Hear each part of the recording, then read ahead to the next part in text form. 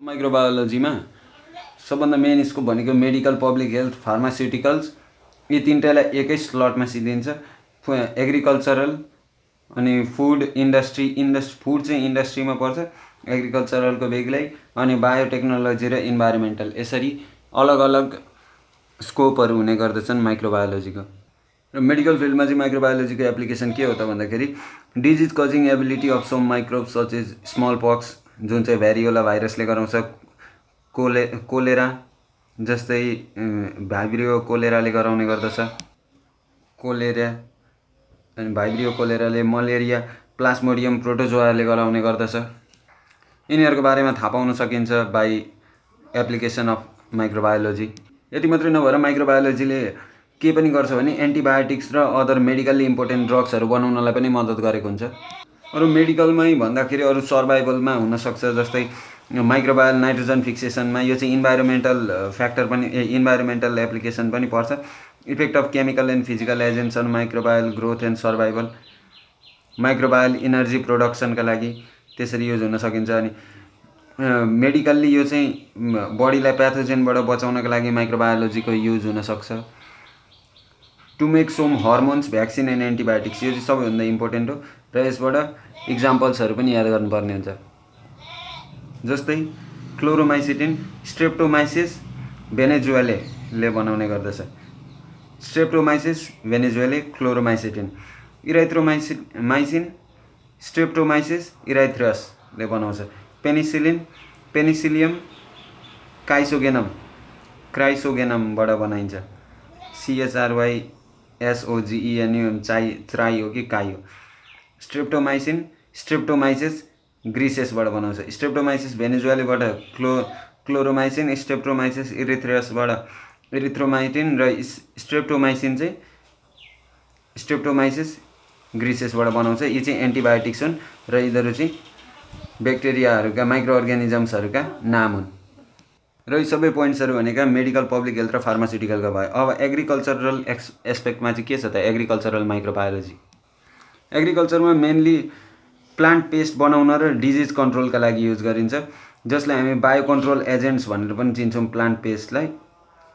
र पेस्टहरू भनेका दुई खालका हुन्छन्, एउटा पेस्टिसाइड्स र अर्को हर्बिसाइड्सहरू।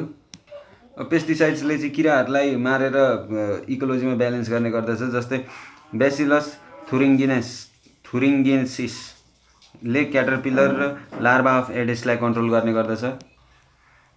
ब्युभेरिया बासियानाले एम्फिड्स, बग्स, माइट्सहरूलाई कन्ट्रोल गर्ने गर्दछ, अनि प्रोटोजोन्सहरूले ग्रासहोपर, क्रिकेट्सहरूलाई कन्ट्रोल गर्ने गर्दछ। अरू हर्बिसाइड्समा युज हुने माइक्रो अर्ग्यानिजम्स भनेका Phytophthora, Pseudomonas spaces, जेन्थोमोनास spaces, एग्रोब्याक्टेरियमहरू।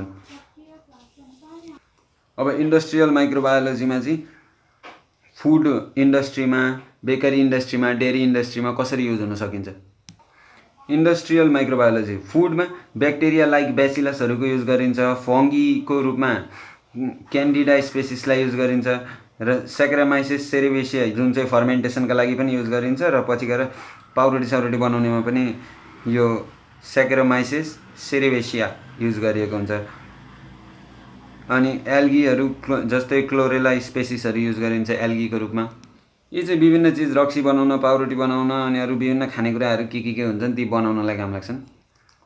Alcohol बिभरेजेस इन्डस्ट्रीमा भनेको फर्मेन्टेसनका लागि, मेन भनेको फर्मेन्टेसनका लागि युज गरिन्छ सेक्रोमाइसिस सेरिवेसिया।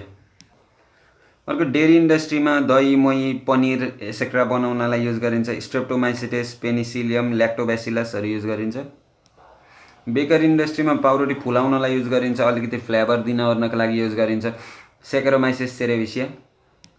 र अर्को मेन भनेको vitamin and enzymes, vitamin B12 बनाउनलाई स्युडोमोनास डिनाइट्रिफिकेन्स युज गरिन्छ। भिटामिन B2 बनाउनका लागि न्युरोस्पोरा गोसिपाई युज गरिन्छ। भिटामिन C बनाउनलाई एस्परगिलस नाइगर युज गरिन्छ। भने इन्जाइम इन्भर्टेज बनाउनका लागि सेक्रोमाइसिस सेरिवेसिया युज गरिन्छ। लाइपेज बनाउनलाई राइजोपस युज गरिन्छ। अर्को आउँछ बायोटेक्नोलोजी। बायोटेक्नोलोजी भनेको लगभग सबै नै चिजहरू पर्छन्, जस्तै हर्मोन्स या भ्याक्सिन बनाउने पनि बायोटेक्नोलोजिकल माइक्रोबायोलोजीबाटै हो, पेस्टिसाइड्स, हर्बिसाइड्स बनाउने पनि बायोटेक्नोलोजिकल माइक्रोबायोलोजीबाट हो, भिटामिन्स एन्ड इन्जाइम्स बनाउने पनि।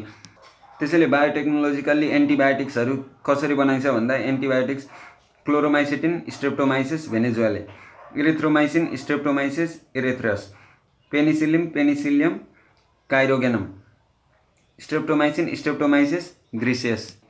यो भयो बायोटेक्नोलोजीको हर्मोन्स या फिर भ्याक्सिन या फिर एन्टिबायोटिक्स भन्नु। मेन चाहिँ एन्टिबायोटिक्स हो, त्यो चाहिँ छुटिरहेको रहेछ। एन्टिबायोटिक्स पेस्टिसाइड्स र हर्बिसाइड्स पनि बनाउन सकिन्छ बायोटेक्नोलोजिकल्ली। पेस्टिसाइड्सहरू बेसिलस थुरिङ्गेन्सिस जसले चाहिँ क्याटरपिलर या लार्भा अफ एडिसलाई कन्ट्रोल गर्छ। ब्युवेरिया बेसिनिया एम्फिड्स र बक्स माइट्सलाई कन्ट्रोल गर्ने। प्रोटोजोन्सले ग्रासहोपर क्रिकेट्स। हर्बिसाइड्सहरूमा के पर्छ? Phytophthora, Pseudomonas species, Xanthomonas species, Agrobacterium. यादै हुन्छ यो त। अनि बायोटेक्नोलोजिकल्ली भिटामिन्स एन्ड इन्जाइम्सहरू पनि बनाउन सकिन्छ। भिटामिन्स जस्तै vitamins B12 Pseudomonas denitrificans, vitamin B2 Neurospora gossypii, vitamin C Aspergillus niger, enzyme invertase by Saccharomyces cerevisiae, lipase by Rhizopus. यसरी बायोटेक्नोलोजिकल माइक्रोबायोलोजीबाट हर्मोन्स, भ्याक्सिन बनाउन, पेस्टिसाइड्स, हर्बिसाइड्स बनाउन, भिटामिन इन्जाइम्स बनाउन सकिन्छ। र अर्को आउँछ इन्भाइरोमेन्टल माइक्रोबायोलोजी। यसबाट डिटोक्सिफाई कन्टामिनेन्ट्स, माइक्रोबायोलोजीको युज गरेर कन्टामिनेन्ट्सहरूलाई डिटोक्सिफाई गर्न सकिन्छ।